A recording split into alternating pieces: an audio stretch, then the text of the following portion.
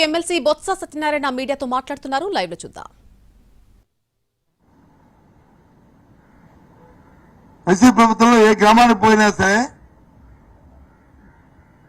ఒక secretariat building, ఒక రైతు భరోసా కేంద్రం,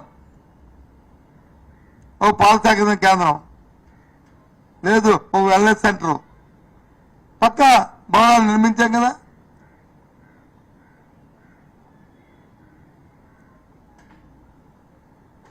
గ్రామీణ ప్రాంతాల్లో ప్రజలకు అవసరమైన కార్యక్రమాలని ఉపాధి హామీల నిబంధనల ప్రకారం కార్యక్రమాలు చేశాం కదా.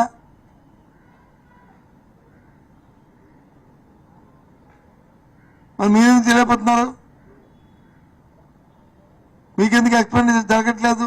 ఎందుకు ప్రజలకు పనులు అప్పచెప్పలేదు? పర్యవేక్షణ లేక, దానిపై మీకు శ్రద్ధ లేక. పేదవాడికి మాత్రం ఒక పని కల్పించి దాని నుంచి అసెట్ క్రియేట్ చేయాలని తప్పన మీ దాంట్లో లేదు, మీకు ఆలోచన లేదు. ఎంతసేపు పేర్లు మార్చుకొని దాంతో పబ్బం గడిపి హాయ్ గాడిని చేయాలని ఆలోచన తప్ప ఇంకా అసలు లేదు.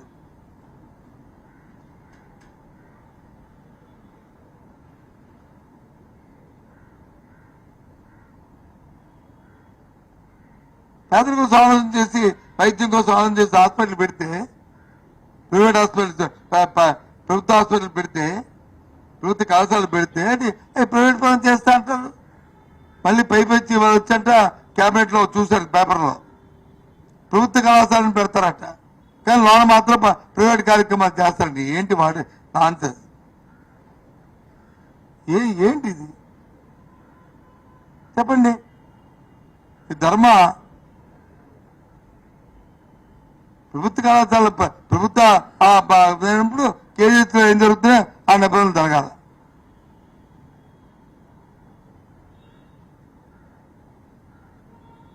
ఆ 17 కళాశాలలు ప్రభుత్వంలో ఉన్నాయి కాబట్టి ఆ నిబంధనల ప్రకారం అవి పెట్టాం. చదువుకున్న విద్యార్థి కాలేజీలో చదువుకున్న విద్యార్థులకి అయితే వాళ్ళకి ఏబిసిడి కేటగిరీలు పెట్టాం. వాళ్ళు స్వయంశక్తిగా అవి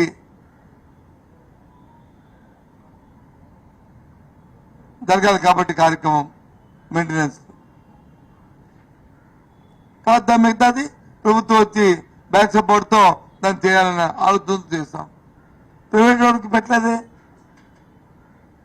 దాన్ని బట్టి చూస్తుంటే మీరు ప్రభుత్వంలో అంత పకడ్బందీగా చేసే వ్యక్తులు లేరనేది మీ నమ్మకం.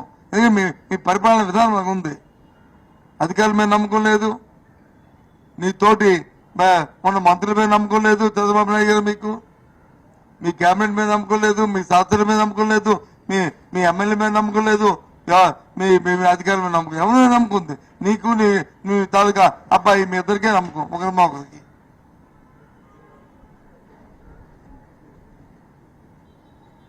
నమ్మకం ఉంటే బాధ్యతగా వాళ్ళకి ఆ కార్యక్రమం చేయించవచ్చు కదా.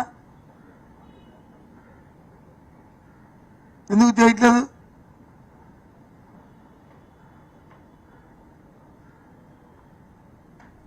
ఈ రంగం కాదు, ఆ రంగం కాదు, పూర్తిగా వైఫల్యం చెందింది రాష్ట్రం. ఈ ప్రభుత్వ కార్యక్రమం ఏ కార్యక్రమం కూడా.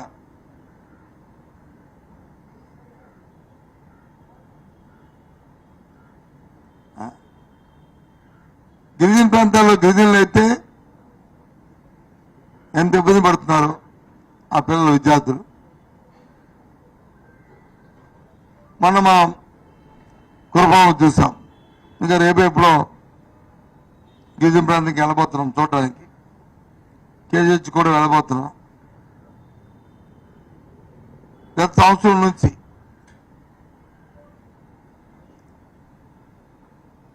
ఎవరైతే సంవత్సరం లోపు ఉన్న పిల్లలు ఉన్నారో వాళ్ళకి సరైన పోషకాహారం తల్లికి అందక కడుపులో ఉన్న బిడ్డకు వచ్చి పుష్టిగా కాన్పైన తర్వాత ఆ పిల్లలు రాలేక ఏమిటి ఇబ్బందితో ఇవాళ ఆ పైన పిల్లలు ఎంత ఇబ్బంది పడుతున్నారో నేను సంఖ్య చెప్తే మళ్ళీ బాగోదు. ఇది చూడండి, ప్రత్యేకంగా చూసిన తర్వాత అక్కడే మాట్లాడి చెప్తాను. ఎంతమంది కేజీహెచ్ ఉన్నారో చూడండి. చిన్నపిల్లలు, గిరిజన ప్రాంతానికి పిల్లలు. ఎందుకు వస్తుంది? కారణం ఏంటి? కేంద్ర రాష్ట్ర ప్రభుత్వాలు గత 5 సంవత్సరాల్లో ఏదైతే గర్భిణీ స్త్రీకి మనం ప్రెగ్నెంట్ నుంచి మరి బిడ్డ మళ్ళీ సంవత్సరం వరకు కూడా ఏ కార్యక్రమాలు అయితే చేశామో వాళ్ళు బలమైన ఆహారాన్ని అందించడానికి చేసాము. ఆ కార్యక్రమాన్ని అడిగిపోయినాయి.